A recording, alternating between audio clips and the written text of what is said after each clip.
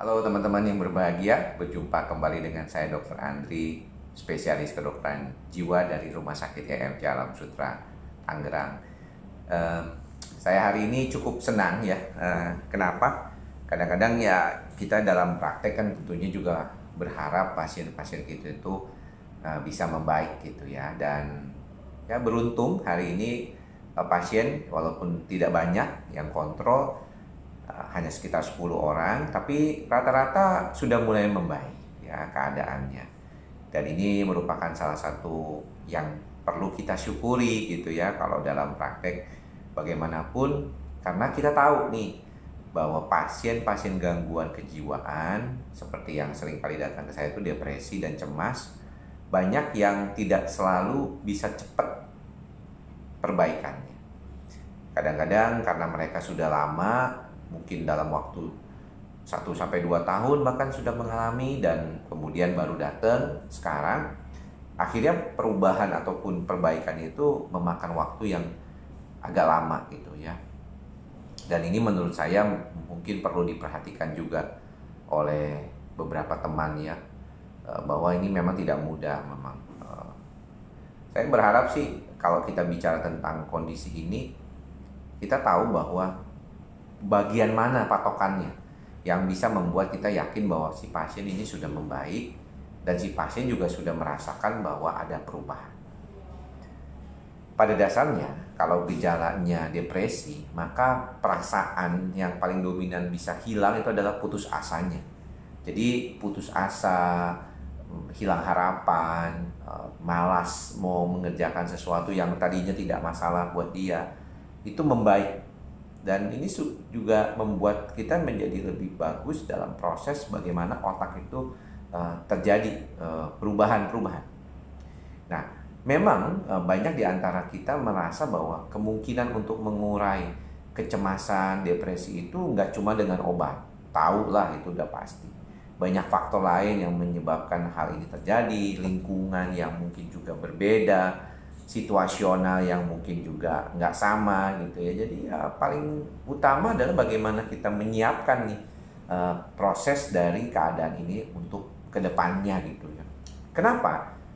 Karena gini, obat mungkin kita bantu dulu di awal ya. Teman-teman yang suka bilang bahwa saya kayaknya nggak perlu obat, atau bahkan teman-teman psikolog yang sering kali tidak memahami tentang pengobatan, mereka bilang udah deh dok, boleh kurangin obatnya juga gitu ya. Teman-teman juga mungkin mau ngurangin obatnya.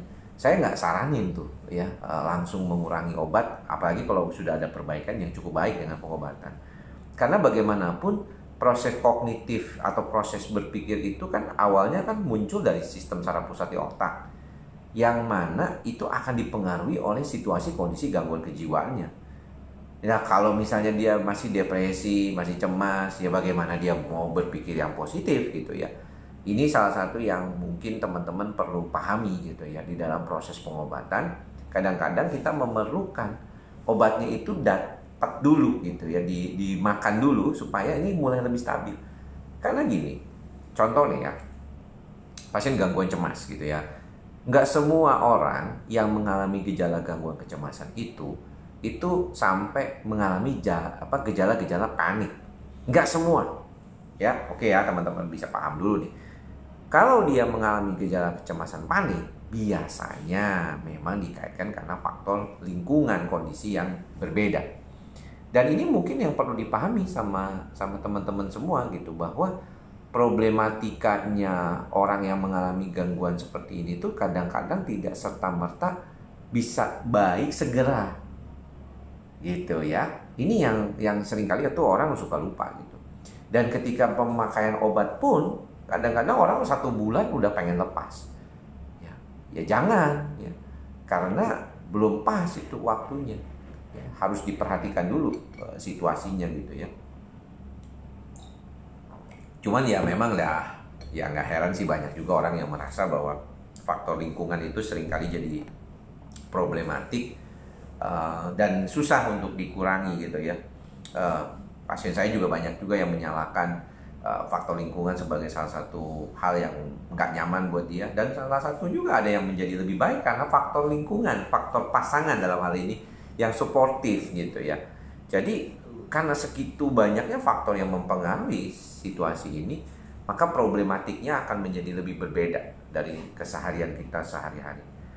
Inilah mungkin yang perlu kita perhatikan di dalam proses pengobatan. Teman-teman juga perlu menyadari bahwa pengobatan perlu di awal untuk memperbaiki dan untuk mempertahankannya.